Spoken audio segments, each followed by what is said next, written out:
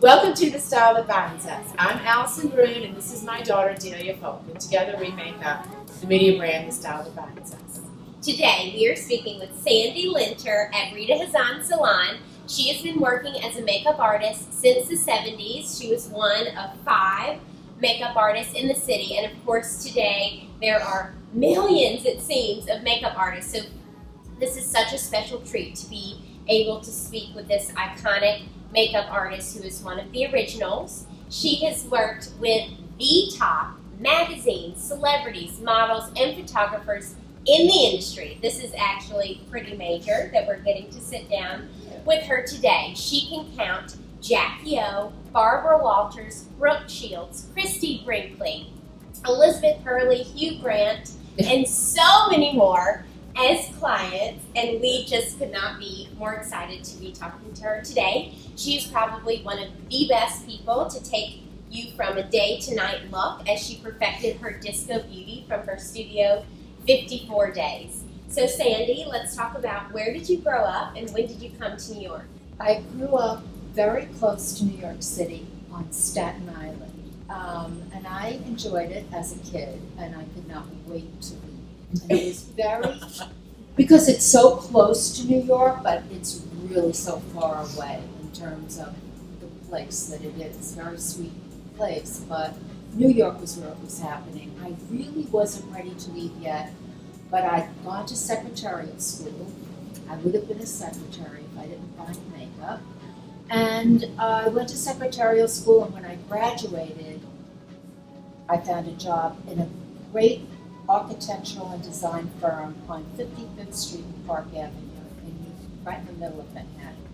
I was 17, 18 years old, and I was working with fabulous people immediately. So I let the word out I was looking for an apartment, and 123, one of the girls that worked there, found a little place for us on 87th Street. The rent was $147.50 a month. It was a 5-floor walk-up. I didn't care because I was in Manhattan. Okay, so growing up, when you're looking through magazines, what is it that drew you to makeup instead of clothes, shoes, bags, etc.? My mom got subscriptions to every single high fashion magazine, including Glamour, Mademoiselle, 17, Vogue, Bazaar, everything. And she was a beauty addict. So, but she didn't know what to do with it. She would buy makeup and stock it in the bathroom, but she had no idea what to do with it. So when I would look through the magazines, and I knew she had all that makeup stocked in the bathroom, and I'd look at the makeup, and somehow I could figure out how to copy it. And she let me do her makeup every morning before she went to work, which was an affirmation of my brilliance. Immediately, I was confident. So it was a compulsion, and I loved buying it. I loved using it. There was never a bad day. Mm-hmm. So let's talk about your time working at Vogue. How did you start working with them? One of the editors that he was doing for Vogue magazine was named Shirley Lord, and I did her makeup. After doing her makeup, she interviewed me a little bit, and she wrote a 2-page article on my makeup in Vogue. So after that, and I was called Sandra of Kennett. I didn't have a last name or anything. It was just Sandra, not Sandy, Sandra of Kennett. And after that, that was like free pass. We're off and running into an industry that didn't have freelance makers. But the magazines were just learning we can use these freelancers to work with our photographers. They were just learning that. This was the very, very, very beginning. what do you think is one of the most iconic shoots that you've been on? There was an interview, Andy Warhol's Interview magazine did a cover of Debbie Harry, and I see it always whenever they mention Studio 54 or Andy Warhol or the cover is always in the background. So that has to be my most iconic cover. And what advice would you have for an aspiring makeup artist? I would hook myself up with a company or a salon and not just be out there willy-nilly like freelancer.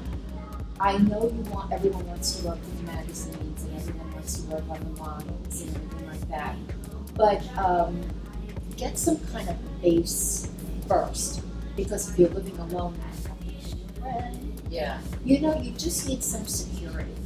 You are an author, 2 books. How did you decide you wanted to write a book? How did you put it together? And let's talk about each book. Well, this is the Makeup Wake Up. This is a recent book, 2011. And I did it with a lady named Lois Joy Johnson. She's an amazing beauty writer. In the beginning of my career, for the first, say, 30 years or whatever, I made up women who were basically in their 20s. I never did anyone over 30 because that's how old the models were and the actresses were. But as I got older, and Lois Johnson approached me, and she was working for the Home Journal, everyone she was working with was in their 40s or older, and 30s, 40s, 50s, whatever. And so I started working with her, and I realized I was very comfortable doing that because the women I was making up related to me, and they might not have wanted to have a really young makeup artist. Right. They wanted someone that understood how to work with wrinkles or whatever. It just is a way of telling women, you're 50 years old, update your makeup. I also did a book in 1979 called Disco Beauty, and the title says it all. It was a labor of love. So how I did this book was Richard Vogue, who is an art director, approached me one day at work, said, we're going to do a book, it's going to be called Disco Beauty, you're going to be the makeup artist. And I said, okay, fine, let's do it. This is how we did it.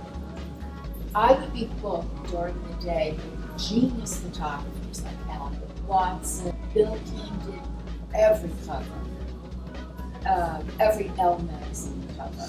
So anyway, I'd be working with these great photographers, and I say, I have an idea. And also the models were great. At the end of the day, let's do a shoot for Disco Beauty. And not one person refused. That's great. And it was just on a handshake. No one signed a paper, no one got paid, I didn't get paid. It was just, everybody wanted, even after the end of a day, they wanted to keep on going. That's great. That's because we were all young. Yes, and it was And we fun, were all just and it was having exciting. That's it. We were having a You're lot of passionate about fun, it. and everyone was passionate about it. If you have a doubt that your makeup is looking as good as it can look, I think my advice is to go to a professional and just say, what would you do differently? How can I update this look? Get a tune-up? I mean, most women actually do know a lot, and they're okay, but maybe show them your products and say, are there better things out there for me? Because makeup artists, kind of their job is to look at every product out there. Right. So if they can give you information on how to upgrade your look, be it in skincare, makeup, Right. whatever, take advantage of that. I always think that you know when something's off. And maybe your best friend can tell you if you're curious, like, is this lip color really Right. good enough for me? Thank you all so much for joining us today on The Style That Binds Us as we got to talk with Sandy Linter. What an honor for us to get to do you today. And we hope that you continue to watch the videos and make comments, send any questions if you have questions for Sandy or for us. We'd love to hear from you. So see you next time. Bye-bye. It's funny.